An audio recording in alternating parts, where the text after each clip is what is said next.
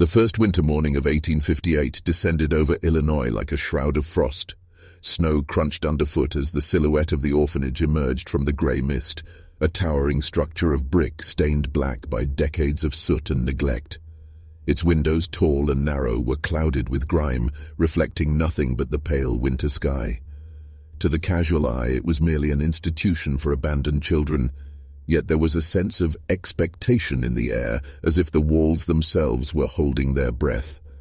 The new caretaker arrived at dawn, his carriage wheels cutting through frozen mud. He had been warned this orphanage was unlike any other. Rumors whispered of strange behaviors, odd disappearances, and a silence that was far too heavy for a place meant for children. Yet nothing could have prepared him for the oppressive stillness that swallowed the corridors as he stepped inside. Each hallway seemed longer than it should be, lined with doors that banged softly in the wind, but revealed no warmth or laughter. The children, when they appeared, were unlike any he had seen before. Their eyes were wide, unblinking, as if they were searching for something, or someone, that no one else could see. They moved with a quiet precision, their whispers curling around the edges of the caretaker's mind.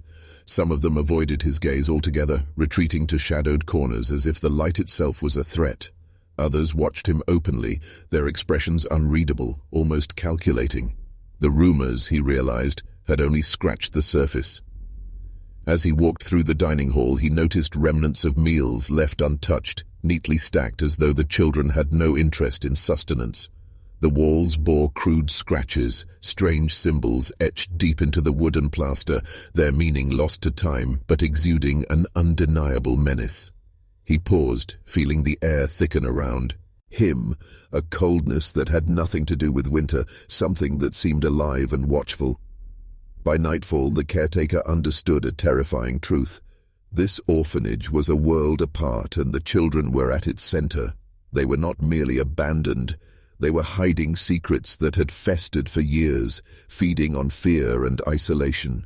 That night, as the wind howled against the brick walls, he lay awake, haunted by tiny footsteps in the hall, whispers just beyond comprehension, and eyes that seemed to pierce the very core of his being. Whatever mysteries awaited him, he knew they would soon reveal themselves, and that the silence of the orphanage was only the beginning. From the moment he stepped into the orphanage, the caretaker noticed the children's unnatural quiet. They moved through the halls like shadows, slipping around corners without a sound, their eyes glinting with an intelligence that felt far beyond their years. Visitors remarked on the eeriness immediately. There was no laughter, no chatter, only a strange, almost ritualistic silence. When the children gathered in the classrooms, their attention seemed divided, not by distraction, but by something invisible, a presence none of the adults could perceive. It soon became clear that these children communicated without words. Teachers described moments when glances alone were enough for a dozen children to act in perfect unison, moving objects, whispering secrets through gestures so subtle they seemed supernatural. A nod, a blink, a flick of the hand, and the entire room would change as if under the sway of a silent conductor. Newcomers often found themselves unnerved, unable to follow the rhythm of these quiet interactions, sensing that they were outsiders in a system far older and far stranger than they could understand. The caretaker began to notice patterns in their behavior. Meals were taken only when children collectively agreed. Tasks were performed in eerie synchronicity, and even the smallest infractions of rules were met with a chilling, unspoken consensus. He questioned the teachers, but most were too intimidated to explain. They only shrugged, insisting that these children were different, but no one dared speak of how different or why. Then came the night that changed everything. In the dead of winter, while the wind rattled the orphanage's skeletal windows, a piercing scream tore through the dormitory. It was not a cry of terror. It was deliberate, urgent, a sound that carried a warning more than fear. Every child froze instantly, their eyes wide, scanning the darkness with a focus that made the caretaker's skin crawl. When he rushed to the source, he found nothing, no intruder, no danger, yet the atmosphere remained electric, as if the walls themselves were alive with the energy of the children's silent command. It became painfully obvious. These were not ordinary orphans. Their minds were elsewhere, existing on a level that eluded conventional understanding. Each child seemed to carry a secret, a shared knowledge that bound them together in ways adults could not penetrate. And as he lay awake that night, listening to the faint rustle of bedsheets and the almost imperceptible hum of whispered motions, he realized the truth. The silence was not emptiness, it was communication, a language of shadows and warnings, and the orphanage itself was listening. Dr. William Harrington had seen countless patients in his decades of practice, but nothing prepared him for the orphanage in Illinois. The summons had been vague, a request to examine the children after reports of unusual behaviors. He arrived on a cold morning, the sky a heavy gray, carrying only his medical bag, and a growing sense of trepidation. The building itself exuded a kind of silent menace. The brick walls seemed to absorb sound, leaving footsteps muffled and voices hollow. He could feel it before he even crossed the threshold. A tension in the air that seemed alive, waiting. The first children he encountered were lined along a narrow hallway, standing still, eyes locked on him with a clarity that unsettled every instinct he had. At first glance they appeared healthy, robust even, their small bodies free from illness or deformity.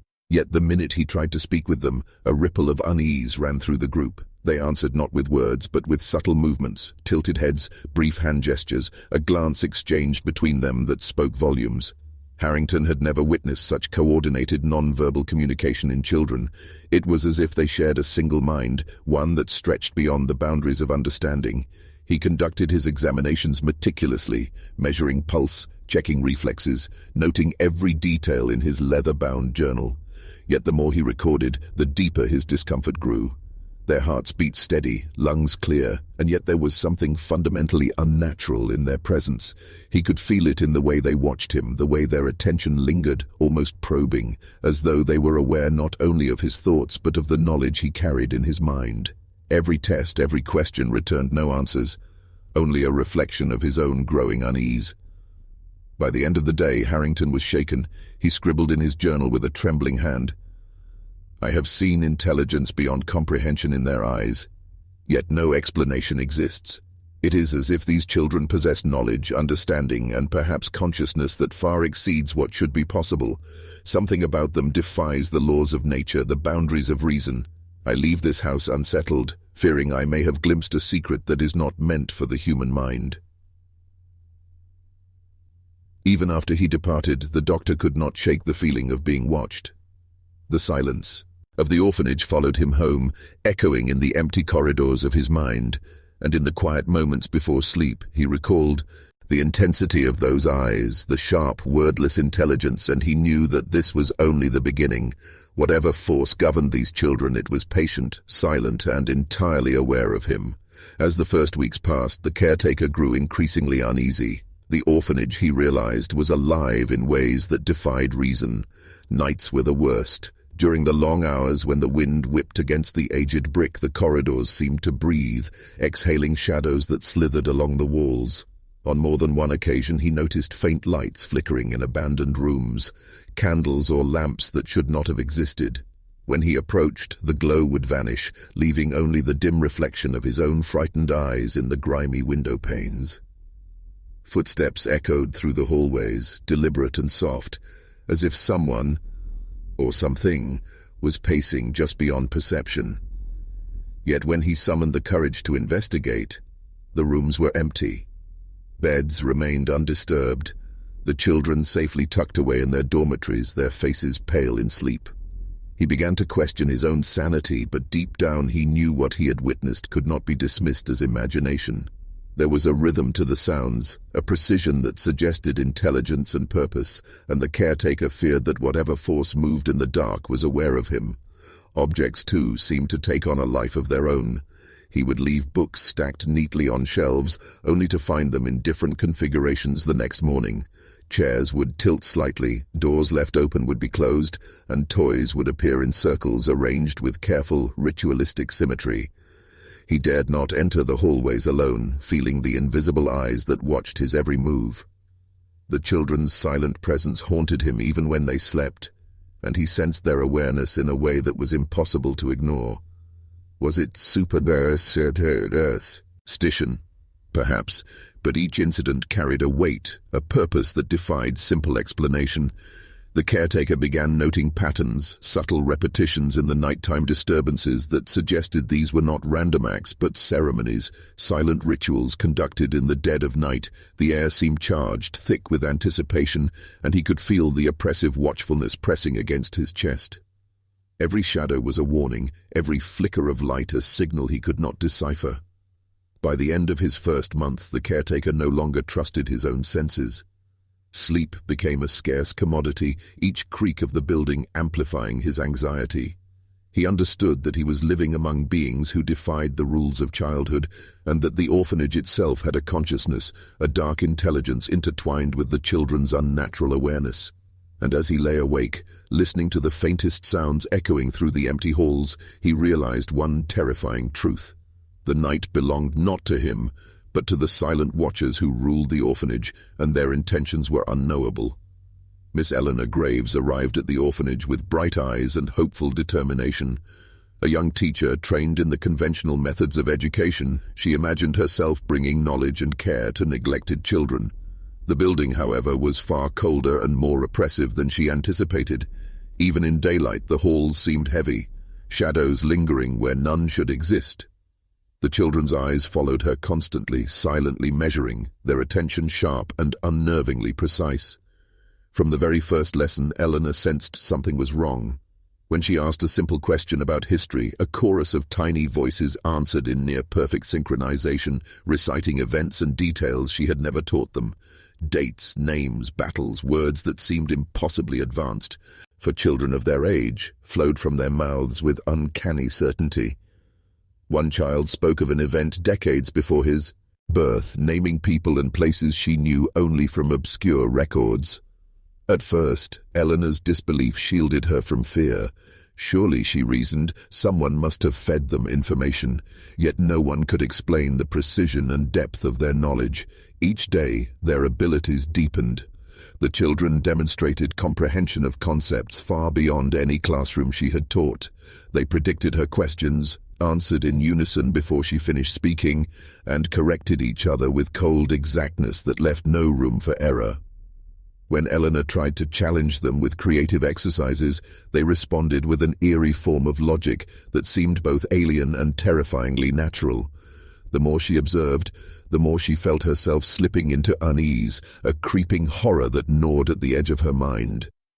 The breaking point came late one evening. Eleanor, reviewing lesson plans in her small quarters, heard whispers coming from the hall outside. Voices, not loud but resonant, recited histories she did not recognize, obscure events from decades past, tragedies that had been carefully buried in local archives. She pressed her ear to the door, and one small voice whispered her own name, followed by a string of knowledge she had never shared with anyone. Her blood ran cold. The children knew things they should not have known, intimate details, private thoughts, even the fears she did not speak aloud. By the end of the week, Eleanor was a shadow of her former self. The eager teacher had become a cautious observer, terrified of the intelligence that radiated from the children's eyes. She realized the orphanage had claimed something of her spirit. Knowledge, understanding, and secrets flowed through these children, and she understood with growing dread that she was no longer in charge. She was merely an intruder in their domain.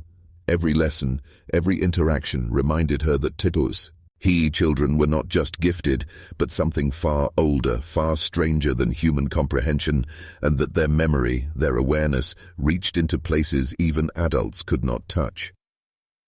The small Illinois town surrounding the orphanage began to stir with unease. At first, the signs were subtle: missing children, neighbors claiming strange chills in their homes, sudden illnesses that baffled local doctors. Doors were found ajar with cryptic symbols etched into the wood, warnings written in hurried, spidery script that no one could decipher.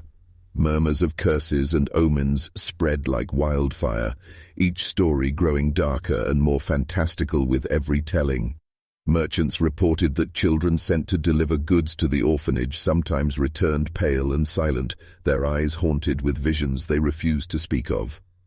Farmers noticed livestock behaving erratically, animals refusing to enter barns or grazing near the orphanage fields, as if an invisible presence dictated their fear. The town elders whispered in shadowed corners, recalling tales from decades past, wondering if some ancient evil had been awakened within the walls of the brick structure. Curiosity, however, drew some brave or foolish souls to the orphanage. Visitors entered expecting mundane explanations, strict discipline, isolation, or eccentric caretakers. Yet few returned unchanged. Those who did would speak of fleeting glimpses of children staring from darkened windows, eyes that seemed to pierce their very thoughts. Hallways stretched impossibly long, rooms shifted when unobserved, and cold drafts carried whispers that seemed to originate from nowhere. No one could describe precisely what they saw, yet the imprint of fear remained permanent. Parents grew fearful for their own children, locking doors tightly at night and warning them never to wander near the orphanage. Gossip became a weapon, each tales more ominous than the last, painting the building as a place where human comprehension faltered. Some swore the orphanage was alive, that the children were its agents, and that anyone daring to enter risked losing not just their peace of mind, but their very grip on reality. Even the town's law enforcement hesitated. Deputies called to investigate disturbances found nothing tangible, no trespassers, no mischief, only the oppressive hush of the orphanage itself. The few who tried to challenge the rumors left unsettled, unable to explain the dread that clung to them long after they departed. It was as if the town itself had been drawn into the orphanage's orbit, trapped in the gravity of its silent, ever-watchful inhabitants. By winter's end, suspicion had become fear, and fear had evolved into an unspoken rule: avoid the orphanage, speak nothing of it, and never attempt to understand the children within. The townsfolk had learned through whispered warnings and unexplained terrors that this was no ordinary institution, and that its secrets were far older and far darker than any living soul could endure. The attic of the orphanage was a place few dared to explore, even during daylight. Dust-coated beams crisscrossed overhead, cobwebs clinging like silent sentinels, and the air carried the faint scent of mildew and decay.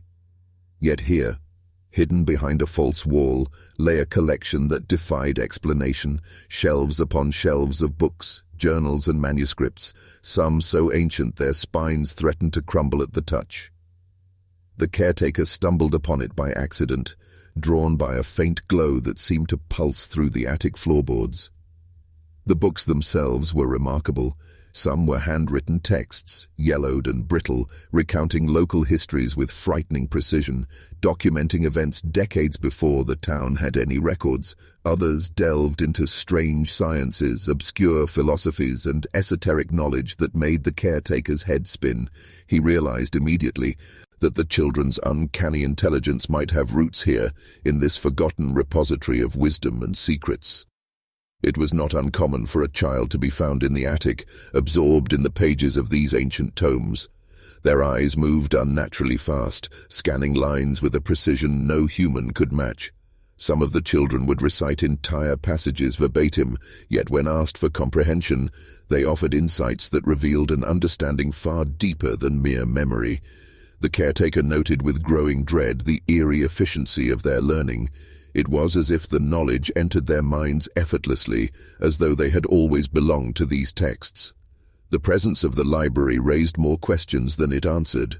Who had collected these works, and for what purpose? How did the children acquire the ability to absorb them so quickly? And why had this knowledge been hidden away, locked in secrecy beneath the orphanage's roof?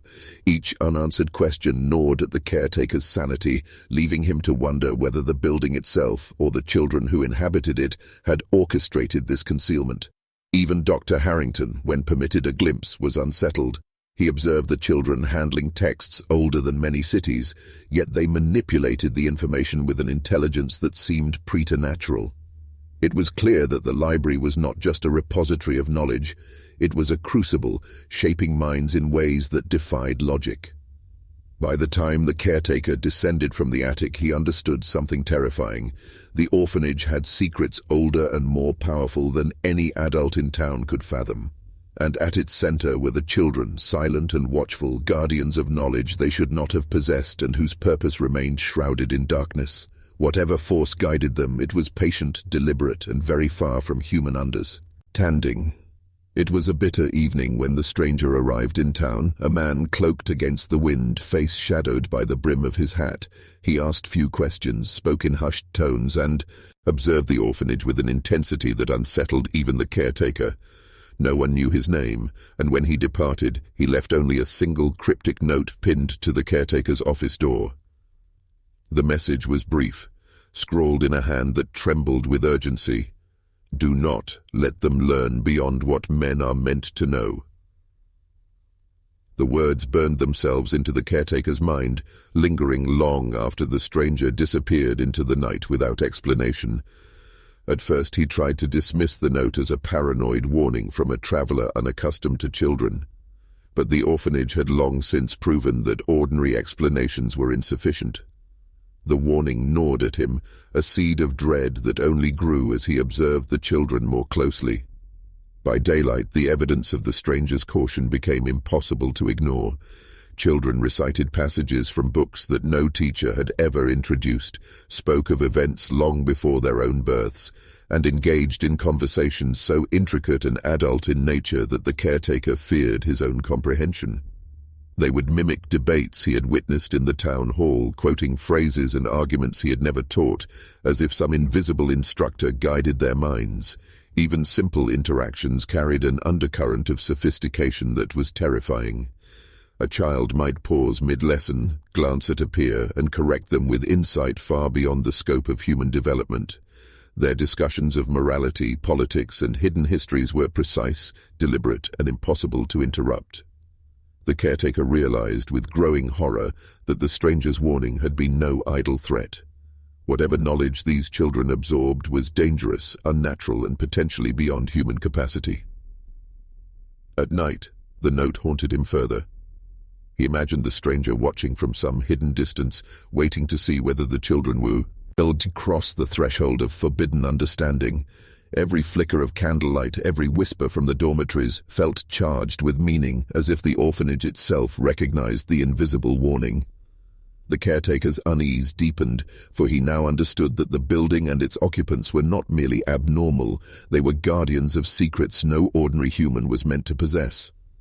By the end of the week, the caretaker knew one truth. The stranger's warning was a prophecy, not a plea. The children were growing, learning, and observing at a pace that defied nature, and the consequences of their intellect remained unknowable. Whatever force had placed them here, whatever dark design guided them, it was patient, meticulous, and far beyond comprehension. And in that realization, the caretaker understood that his role was not to teach or guide, but to survive the knowledge that the children were silently acquiring, one forbidden lesson at a time. As winter deepened over Illinois, the caretaker began to notice a disturbing pattern in the children's speech. Occasionally, in the quietest moments, a child would speak of a place they had never visited, or so it seemed. They described orphanages that no longer existed, detailing the layout of rooms, the creak of floorboards, even the mannerisms of long-dead caretakers. At first, the adults dismissed it as imagination or overheard stories, yet the precision of these recollections made skepticism impossible. The children spoke in matter-of-fact tones, recounting events with dates, names, and circumstances that could not have been learned through ordinary means. One child described a fire in a distant orphanage decades earlier, naming staff members and children who had perished. When the caretaker cross-referenced the account with historical records, he discovered every detail aligned with reality. There was no conceivable ways a child could possess such knowledge, no newspapers or oral accounts that could explain it. Teachers and visitors alike began to feel the oppressive weight of this revelation. The orphanage was no longer merely an institution for the abandoned. It was a repository of memory, a vessel through which the past manifested itself in young, unnatural minds. The children did not merely remember, they witnessed. Their speech carried authority, a certainty that demanded attention, and those who listened felt a creeping unease, as if they were intruding upon truths that were never meant to be spoken aloud. Fear began to settle like dust over the caretakers and town alike. Were these children merely survivors of previous institutions, carrying fragmented memories? Or were they something else entirely? vessels of consciousness older than any living human, tasked with preserving knowledge and secrets through time. Even Dr. Harrington, who had seen intelligence beyond comprehension in their eyes, admitted privately that he had begun to fear the implications. What was the source of their awareness, and why had it manifested in this particular place? At night, the whispers continued. The caretaker would lie in bed, straining to hear the faint recitations of events he could barely comprehend. Footsteps in the hallway, the shifting of shadows, and the low murmur of names long dead all combined to create an atmosphere that was impossible to escape. He realized the children's knowledge was not a passive phenomenon. It was active, deliberate, and unsettlingly precise, reaching into the past and dragging it into the present. By the end of these revelations, one chilling thought persisted. The children were more than witnesses. They were keepers of history, conduits for something vast, unseen, and terrifying. The orphanage, with its walls steeped in silence and shadow, had become a stage for a story that no adult could control, and the caretaker understood that every whispered memory carried a warning. Some knowledge, once nightmares own, changes the soul forever. The silence of a bitter January night was shattered by an unearthly scream, a sound so piercing it seemed to echo inside the walls themselves. The caretakers, roused from uneasy sleep, stumbled into the corridors, their lanterns casting flickering shadows on the worn brick. Heartbeats thudded in rhythm with the echoes, and even the bravest among them felt a creeping dread tighten around their chests. When they reached the source, the scene defied rational explanation. The children were gathered in the largest dormitory, forming a circle that pulsed with an energy the adults could not comprehend. Their voices rose together in a chant that was neither English nor any language known to them, syllables that twisted and bent the very air. It was hypnotic, unsettling, a rhythm that seemed older than human memory. The caretaker froze, unable to tear his gaze from the circle, as if some invisible force held him in place. Shadows, too, had taken on a life of their own. Lantern light bent and stretched unnaturally, moving against walls, ceilings, and furniture, twisting into forms that seemed to watch, to breathe. The caretakers called out, but their voices were swallowed, absorbed into the charged air, leaving only the chant and the rising terror of unexplainable motion. At the center of it all, one child's voice stood apart, calm, precise, commanding. It was a voice that seemed to bend the others to its will, directing their rhythm, their movements, their very presence in the circle. The others obeyed without hesitation, their faces expressionless, eyes wide and unblinking like marionettes guided by an unseen hand. No rational mind could have predicted or understood the power emanating from this child. The caretakers watched in helpless awe, the line between fear and fascination dissolving. Was this ritual play? A childish game magnified by images, nation, or something far darker, a force older and more deliberate than human comprehension? The very air seemed to hum with intent, charged with a malign intelligence that rejected intrusion. Every instinct screamed to flee, yet the caretakers remained trapped by both duty and terror, witnesses to an event that no one would dare recount in full later. By the time the first light of dawn seeped through grimy windows, the chanting had ended. The children scattered silently, returning to their beds as if nothing had occurred. But the echoes lingered, in the caretakers' minds, in the walls, in the very fabric of the orphanage. That night had proven one undeniable truth. The children were not ordinary. The orphanage was not ordinary. And the darkness within those walls had only begun to reveal itself. News of the orphanage's strange occurrences spread beyond the town, reaching the learned circles of Chicago. Dr. William Harrington returned, this time accompanied by colleagues, physicians, psychologists, and natural philosophers, eager to observe and document phenomena that defied conventional understanding. They arrived in a carriage that groaned under the weight of their instruments. Thermometers, notebooks, microscopes, and measuring devices designed to quantify the unquantifiable. At first, the team approached with the confidence of science, reason, observation, and measurement, their shields against superstition. They began with the children, conducting examinations with meticulous care, heart rates, reflexes, brain function, all within normal ranges.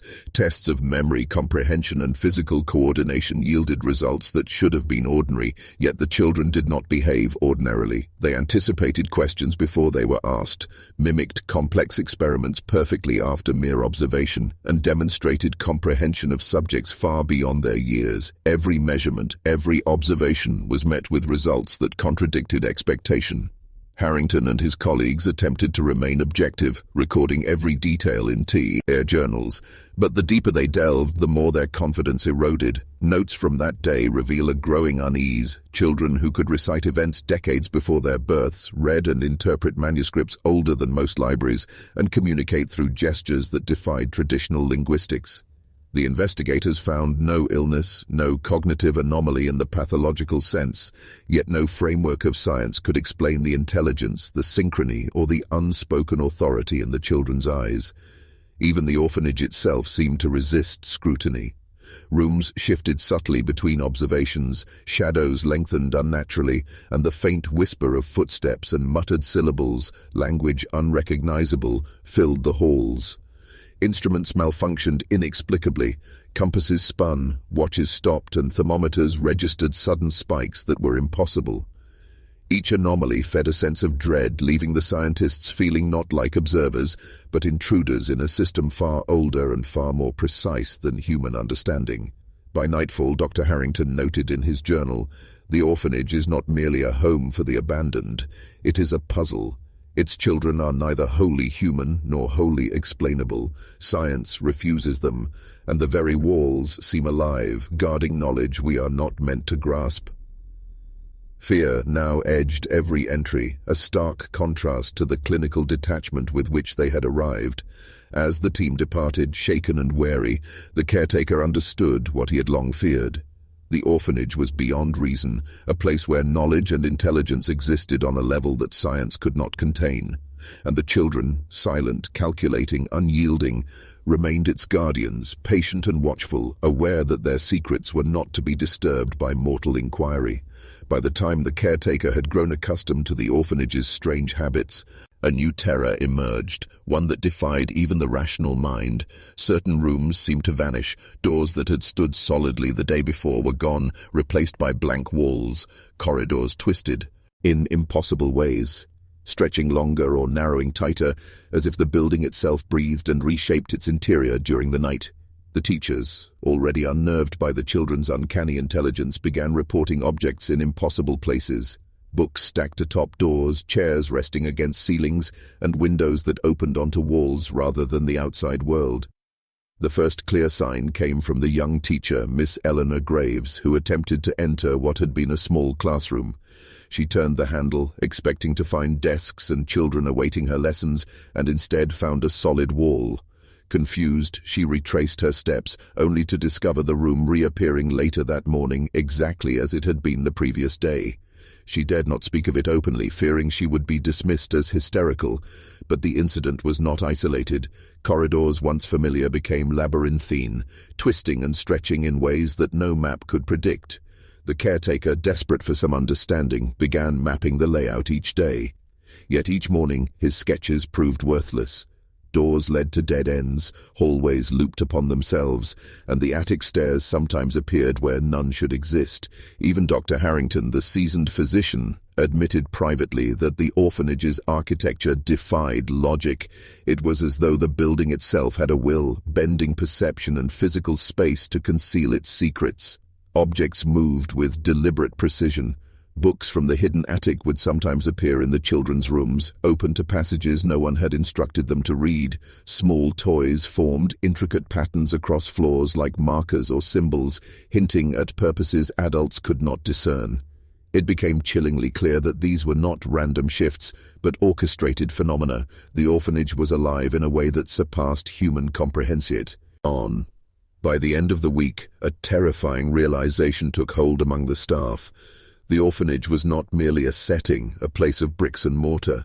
It was a sentient entity, protective of its wards and secrets, manipulating both space and perception. The children moved within it as though guided by some silent understanding, navigating the shifting corridors with effortless ease, while the adults stumbled blindly. Every attempt to impose logic only reinforced the building's dominance, leaving those who entered acutely aware of their vulnerability. The caretaker, walking the halls late one night, felt the walls lean in as though observing him. He understood then, with a sinking horror, that the orphanage was not static. It was a living puzzle, a dark, watchful intelligence, and every room, every corridor, every disappearing door was part of a secret it would protect at any cost. Within the strange, echoing halls of the orphanage, one child stood apart. He spoke little, if at all, yet his presence was undeniable. Other children, no matter their age or temperament, would pause mid-action when his eyes fell upon them. Arguments ceased. Games shifted to follow his subtle gestures, and even minor mischief dissolved under the weight of his unspoken authority. Teachers found themselves instinctively obeying his silent commands, their own voices faltering, their instructions ignored or redirected by an invisible force that seemed to radiate from him. The caretaker first noticed the phenomenon during a routine inspection of the dormitories. Children were quietly arranging themselves for bedtime when the boy rose from a corner. Without a word, he moved toward a cluster of children quarreling over a toy. In an instant, their posture shifted, their energy redirected. They followed him seamlessly, obeying the rules of a system that no one else could perceive. The adults watching were unnerved. Nothing in human development could explain such control. The boy's intelligence was obvious, but it was more than that. It was influence, authority, something that bordered on the supernatural. Rumors began to spread among the staff and even into the town. Whispers spoke of the boy's uncanny ability to anticipate actions, to read intentions before they were acted upon, and to guide both children and adults alike without uttering a single syllable. Observers noted that his eyes seemed to pierce more than the physical world. They penetrated the mind, detecting fear, desire, hesitation, and correcting behavior before missteps occurred. Even seasoned teachers, hardened by years of experience, found themselves shrinking under his gaze, aware of an intelligence that was precise, calculating, and unyielding. Some speculated he was merely gifted, a prodigy among prodigies, but the caretaker and Dr. Harrington soon realized this explanation fell short. His influence extended beyond natural comprehension. The children deferred to him in a way that suggested not social hierarchy, but something deeper. Obedience rooted in an instinctual, almost ritualistic respect. He did not command, he did not threaten. Yet his will shaped the orphanage, subtly orchestrating events, aligning actions and guiding thoughts with an authority that no adult could oppose. By the end of the week, it was undeniable the orphanage had a silent leader, and through him the children were bound to something far older and more deliberate than any human institution. Whether this boy was an anomaly, a vessel, or a deliberate creation of the orphanage itself remained unknown. What was clear, however, was that his presence altered the very dynamics of the building, the children, and those who dared enter its halls. Every glance he cast carried intent, and every silence he commanded spoke louder than any word could. Sleep became a tenuous refuge for the caretakers, a fragile barrier between consciousness and something far older, far Ranger. Soon, the quiet of the orphanage at night began to invade their dreams, twisting them into vivid tableaus of terror. Whispered voices, soft, precise, and unmistakably the children's, slithered into their slumber, murmuring in languages that made no sense, and yet carried urgent meaning. Every sound, every syllable, felt deliberate, like a signal sent from minds far beyond human comprehension. At first, the caretakers dismissed these dreams as fatigue, a natural response to long days spent in an oppressive environment. But the patterns quickly proved impossible to ignore. A nightmare of a falling chandelier would be mirrored the next morning by a loose fixture in the dining hall. A vision of a child staring from a darkened corner would become reality, the child found in precisely that position hours later. The dreams were not imagination, they were warnings, premonitions, or perhaps orchestrations of a consciousness they could not name. Even more unsettling was the clarity of the visions. The caretakers observed with growing horror how specific details emerged in their dreams. The tilt of a chair, the pattern of shadows on the floor, the way the children's eyes seemed to glint in the dark. Some tried to record the dreams upon waking, but their words failed to capture the precision, the unnatural structure of what they had witnessed. Night after night, the boundary between sleep and reality blurred, leaving a lingering dread that permeated waking hours. Dr. Harrington, who had returned to examine the children, noted the phenomenon with professional curiosity but admitted privately that he had begun to fear for his own mind. He recorded in his journal, "The dreams are not mere figments, they are conduits. The children's awareness extends into the subconscious of those around them. I question whether the orphanage is teaching, observing, or manipulating, but one truth is undeniable: the line between imagination and reality is dissolving." By the end of the week, the caretakers were exhausted. Wary of sleep itself, some began to avoid beds, lingering in hallways, listening for the whispers that would inevitably seep into consciousness. The nightmares had become a new layer of the orphanage's influence, a silent assertion of power and a constant reminder that the children's reach extended far beyond the waking world. Every night carried the same lesson: nothing within the walls of the orphanage could be trusted, not even the refuge of one's own mind. The chill of early spring did little to temper the tension in the small town hall. Citizens gathered, their faces lined with worry and suspicion, the air thick with whispers of vanished neighbors, unexplained illnesses, and the unnerving tales of the orphanage. For weeks, the town had been gripped by fear, a slow-burning anxiety that now erupted into heated debate. Parents, merchants, and elders all spoke at once, their voices overlapping, carrying both terror and fascination. Accounts poured in. Adults who had visited the orphanage described rooms that shifted overnight, shadows moving independently of light, and children who spoke with a precision and knowledge far beyond their years. Some had returned with haunted expressions, unwilling or unable to articulate the events they had witnessed, yet their silence spoke volumes. Others claimed that attempts to intervene, confronting the caretaker or inspecting the children, were met with subtle but undeniable resistance, as though an invisible force protected the orphanage. Fear and fascination intermingled dangerously.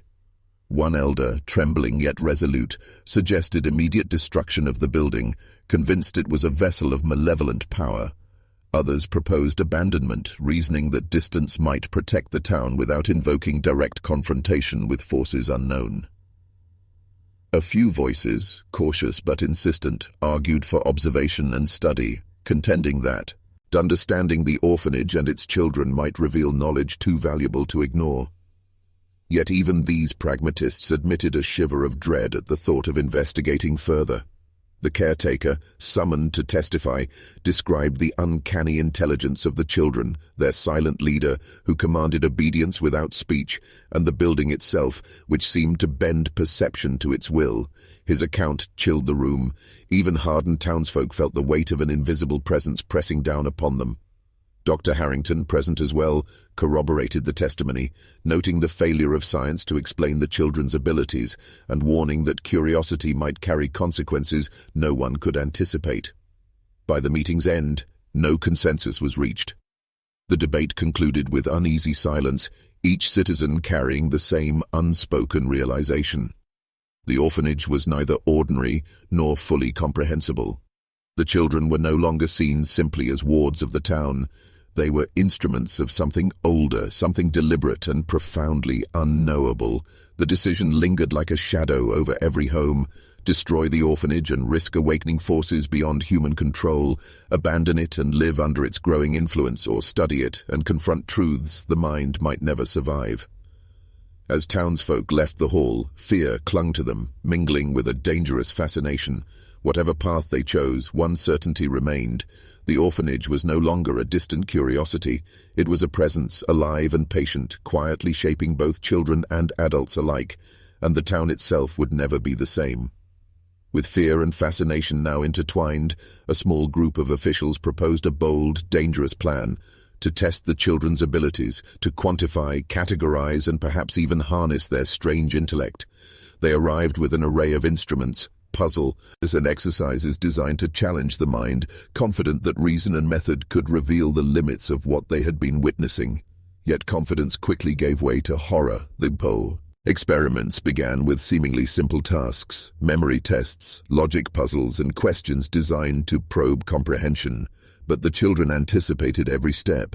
Before a puzzle was even fully explained, answers appeared on paper or were spoken aloud in synchronized voices. Seemingly impossible calculations were completed in moments, answers articulated with precision that no human mind should possess.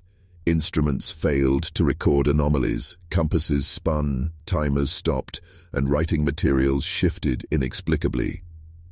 The children's understanding transcended measurement, leaving the officials grasping at explanations that refused to exist. Even more unnerving were the moments of synchrony. When one child spoke, others responded in perfect harmony, repeating concepts and observations with uncanny clarity. The result was an intelligence that functioned collectively, a networked consciousness that eluded every attempt at isolation. Each session revealed not only the breadth of their knowledge but the depth of something far older and deliberate, a presence guiding, observing, orchestrating, always one step ahead. Dr. Harrington, present as an observer, recorded his unease with growing alarm. He noted that the children did not merely solve problems, they anticipated intention, adjusted to the tester's thoughts, and often challenged assumptions before they could be fully formed. It is not possible, he wrote, for children to reason in this manner, yet they do, flawlessly. This is intelligence beyond comprehension, and its implications terrify me. By the final experiment, the room was thick with dread. The officials, once determined to control, now moved with caution, aware that the children's intellect was not a tool but a force, silent, patient, and inscrutable. Each session ended abruptly, not with answers but with the unmistakable sense of being observed, of being me, ushered in turn. The caretaker and Dr. Harrington left the room shaken, aware that any further attempts might provoke something beyond human understanding, something capable of bending reality itself. It became clear, the orphanage's children were not merely anomalous. They were guardians of knowledge and forces the town could neither contain nor comprehend. And anyone who dared to probe too deeply risked becoming part of the experiment themselves, trapped in a game whose rules were written by minds older, sharper, and far more dangerous than their own. It was a moonless evening when the stranger returned, moving through the town with a presence that seemed to bend the air itself. Cloaked and silent, he appeared at the orphanage gates without warning, eyes scanning the building and its wards with unnerving precision. The caretaker, already on edge from weeks of unnatural events, felt the chill of his scrutiny immediately. Even the children paused, momentarily acknowledging a presence older and sharper than their own. For days, the stranger observed, never speaking, never interacting, yet the weight of his gaze unsettled everyone who encountered it.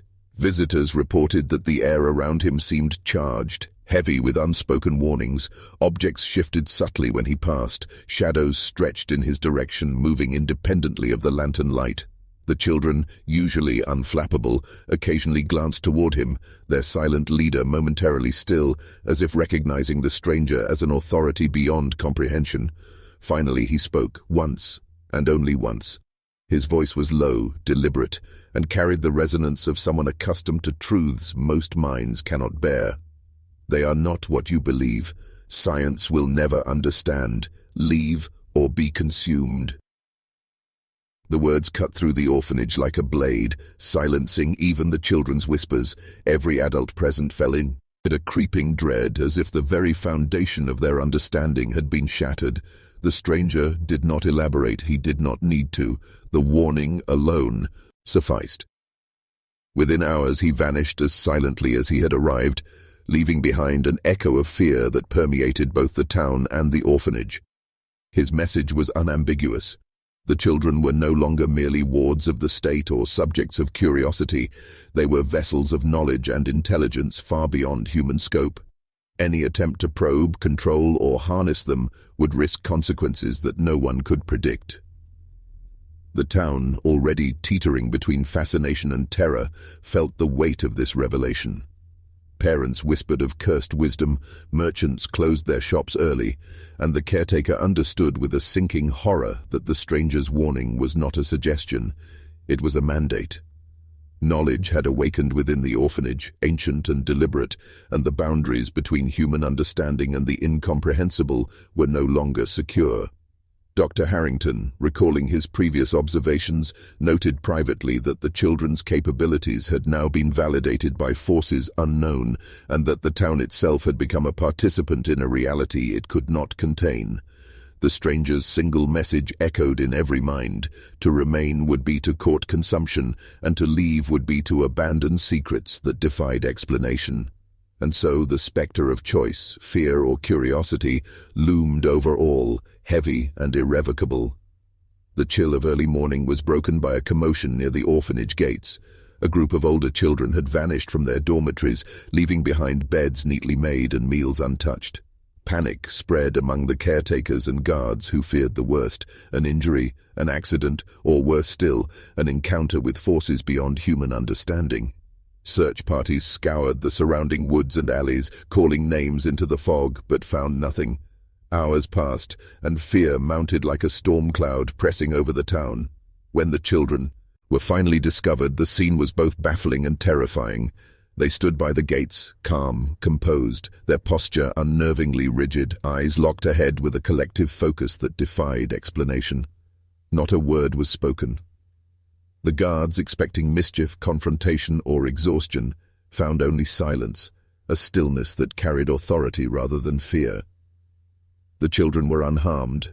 No scratches, no dirt, no sign of struggle, but something fundamental had changed. It was in their eyes that the truth revealed itself. Deep, calculated, and impossibly aware, their gaze reflected knowledge no human should possess. The guards felt a chill run down their spines, as though the children were no longer participants in the world of ordinary humans, but custodians of something far older, far sharper. The attempt to escape had been an illusion, a test perhaps, orchestrated not by folly but by design. The children had exercised control, demonstrating silently that even the town's watchful eyes and human authority were irrelevant to their understanding. Word of the incident spread quickly. Townsfolk, already steeped in fear and rumor, now recognized a reality that could no longer be ignored. The children were not passive wards. They were agents of a will beyond comprehension. Every attempt to contain them, to supervise them, or to measure their abilities proved futile. The town had underestimated the depth of the orphanage's influence, the quiet authority of its wards, and the subtle intelligence that governed their every move. Dr. Harrington, observing from the edge of the crowd, recorded in his journal with mounting dread: "They move with purpose, as if guided by a knowledge no mortal can grasp. Their compliance is selective, their defiance precise. The escape was not a failure, it was a demonstration. They are in control, and we are merely witnesses to a power beyond reason." Dahern. By nightfall, the orphanage loomed larger in the town's consciousness, no longer simply a home for the abandoned. It was a seat of unseen authority, a locus of intelligence that commanded obedience, respect, and fear. The children had revealed a chilling truth. The world they inhabited was theirs to navigate, and human understanding, curiosity, or intervention could change nothing. The town and all who dwelled near the orphanage had become secondary participants in a reality they could not comprehend. The garden behind the orphanage had long been regarded as a place of quiet reprieve, its overgrown paths and untamed flower beds offering a semblance of normalcy amid the building's unnatural interior. But closer inspection revealed that the garden was anything but ordinary. Stone markers, weathered and moss-covered, bore inscriptions so eroded that they seemed centuries old, yet the patterns they formed were deliberate, almost ritualistic. Strange carvings adorned tree trunks and rocks, their geometric shapes at odds with the randomness of nature. Caretakers initially dismissed the phenomenon as superstition, believing the children were merely fascinated by the crumbling relics of history. Yet their fascination was unlike that of ordinary children. They lingered near certain stones for hours, tracing patterns in the dirt with careful precision. Observers soon noticed an unsettling effect. Plants near these traced symbols grew at abnormal rates, twisted into unnatural shapes, or flourished in seasons when growth should have been impossible. Flowers seemed to lean toward the children, leaves curling in patterns that mirrored the carvings beneath them. Local folklore offered faint hints that the garden's secrets were not merely decorative. Stories passed down through generations spoke of rituals bridging past and present, of elders using symbols to protect knowledge and power, and of children trained to act as vessels for forces beyond human comprehension. The Kers began to see a chilling connection. The orphanage itself, and the children within it, might be enacting these rituals unwittingly, blending innocence with an uncanny control over the world around them. Dr. Harrington, visiting the garden to observe the phenomenon scientifically, found himself at a loss.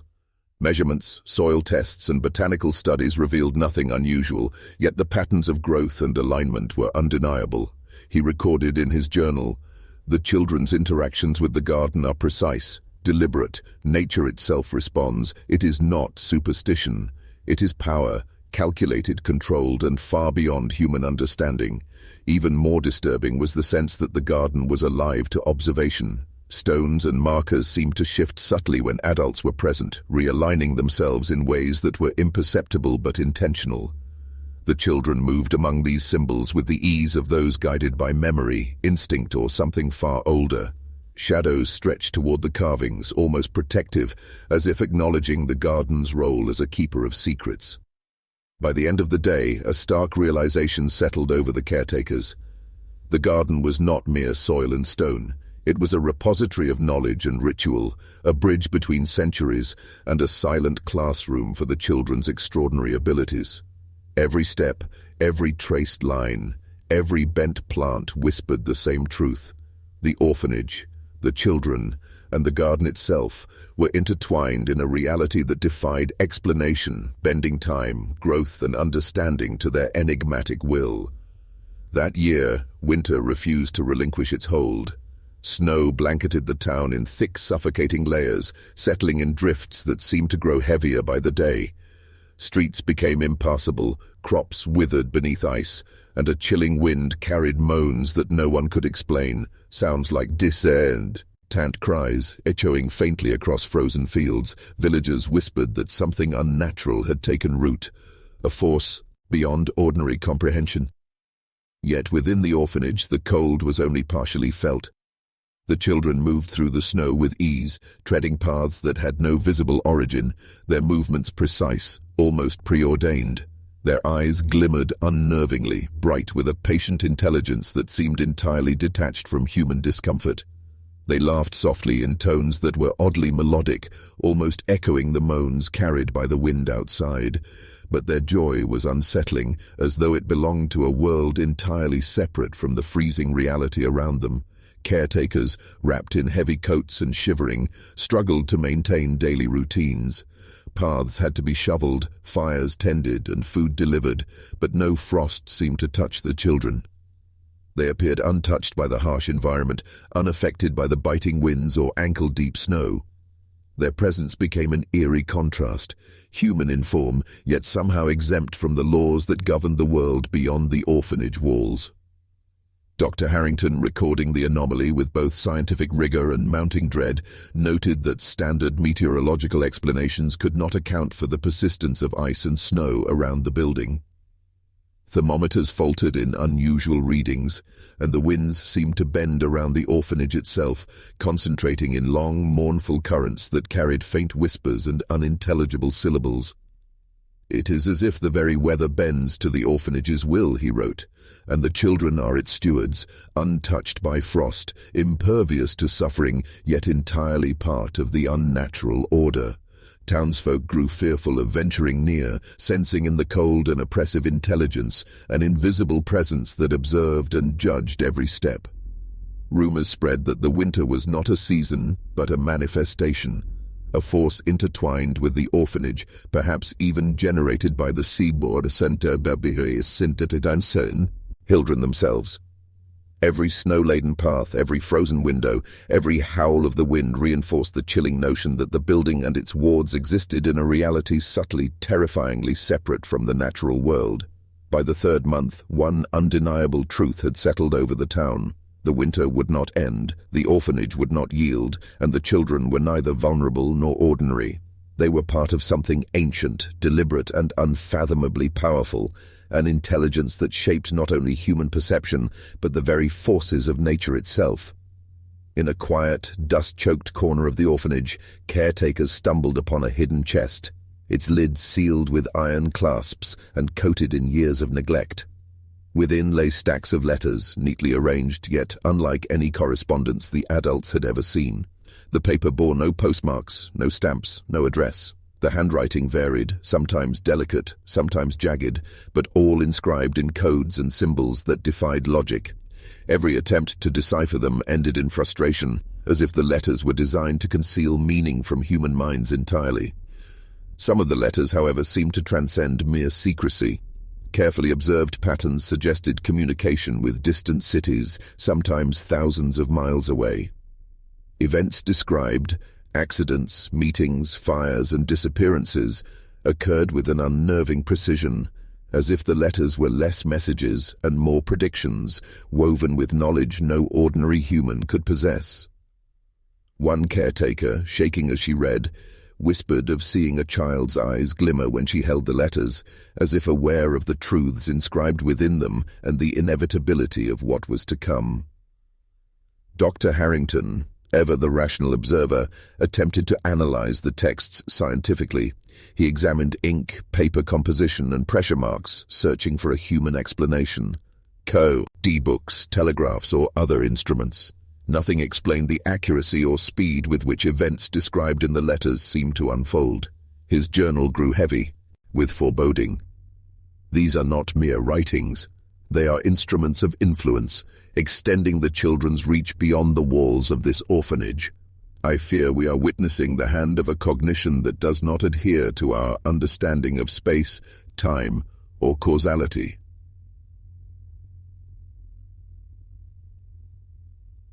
The caretakers grew restless and fearful. Each letter seemed to hum with latent intelligence, as if aware of being read, waiting for acknowledgement, and confirming its own accuracy in the unfolding world. Some began locking doors and limiting access to the attic, yet the children's silent awareness made even that precaution feel inadequate. One could not ignore the possibility these children were in contact with forces or knowledge beyond human comprehension, and the letters were a conduit. The discovery changed the atmosphere within the orphanage. Whispers of unseen correspondence circulated among the staff, stoking paranoia and awe. Every child's glance, every subtle movement became a reminder that the building was not merely a home but a hub of influence extending far beyond the town. The letters, silent and coded, were more than warnings. They were proof that the children's power was active, deliberate, and terrifyingly precise. By nightfall, the caretakers understood the unspoken truth. The orphanage was a nexus, the children its emissaries, and the letters were evidence of a reach no human authority could constrain. To meddle further was to risk involvement in an intelligence that observed, anticipated, and acted with deliberate precision, always one step beyond comprehension. As weeks turned into months, a disturbing pattern emerged.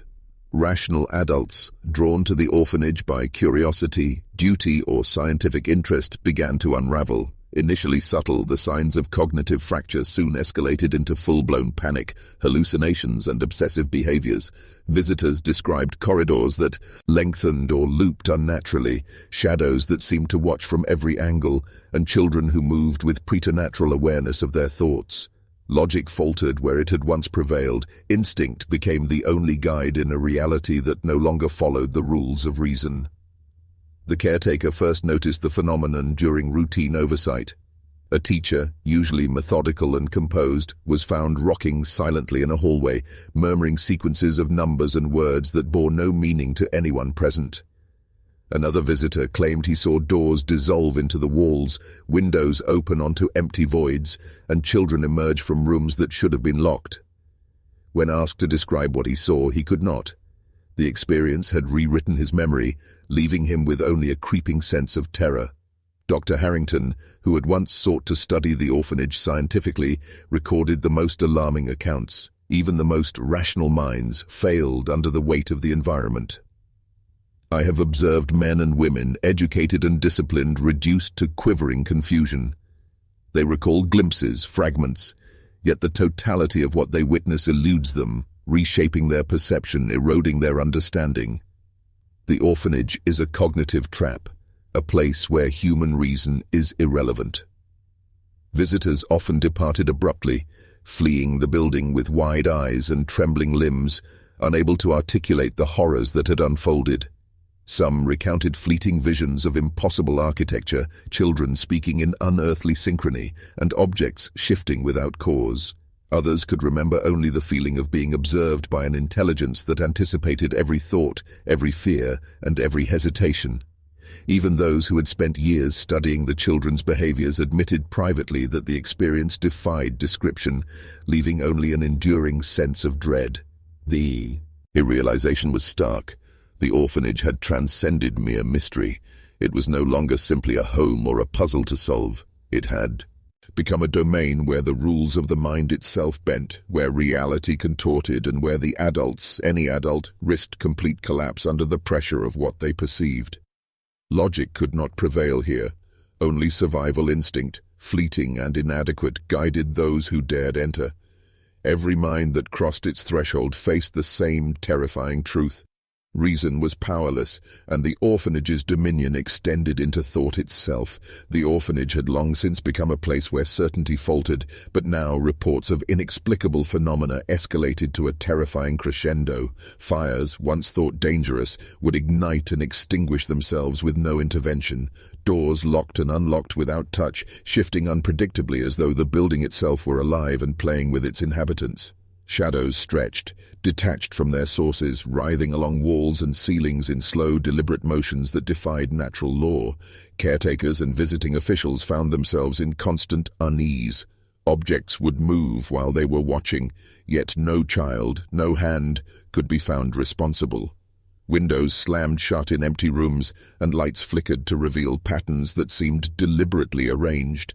At first, these events were considered random or coincidental, but the precision with which they aligned to the children's movements or gazes suggested otherwise. Every incident carried an unmistakable intelligence, a deliberate shaping of reality that no human mind could control. The children themselves remained unnervingly calm. While adults struggled to interpret the shifting environment, the children moved through the chaos with purpose and ease. Observers noted that the silent leader, the boy whose gaze could command obedience, appeared attuned to every anomaly, predicting changes before they occurred. Others seemed to participate unconsciously, their gestures and murmurs synchronizing with the movements of the building itself. It was as if the children were conduits, vessels for a force that observed, calculated, and acted through them. Dr. Harrington, recording his observations in increasingly frantic entries, warned of a blurring of boundaries. There is an unseen hand guiding the children, a presence not confined to matter or flesh. I cannot determine whether it is independent of them, controlling them, or something they channel instinctively. The distinction may be irrelevant. What is clear is that the orphanage no longer obeys human laws, and its power extends through the children as instruments of a will beyond comprehension. The effect on the town and caretakers was profound. Fear mingled with awe, creating a sense of reverence as well as dread.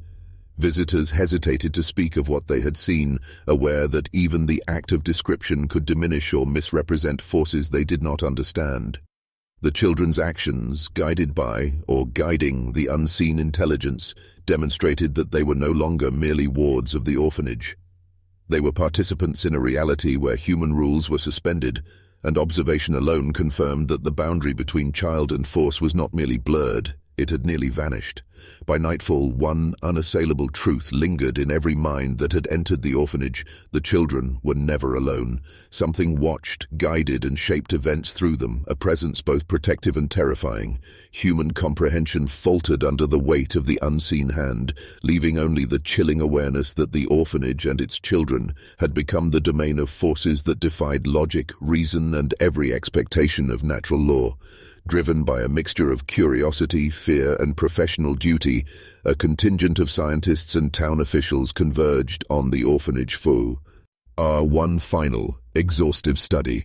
Equipped with journals, measuring instruments, and notebooks, they sought to document the children's behaviors, the building's anomalies, and every unexplained event with meticulous precision.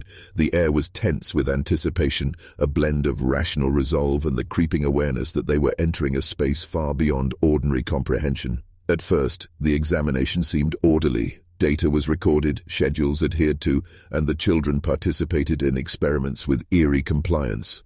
Observers noted patterns emerging amid the apparent chaos, repeated gestures, synchronized movements, and sequences of speech that hinted at an underlying logic invisible to the human eye.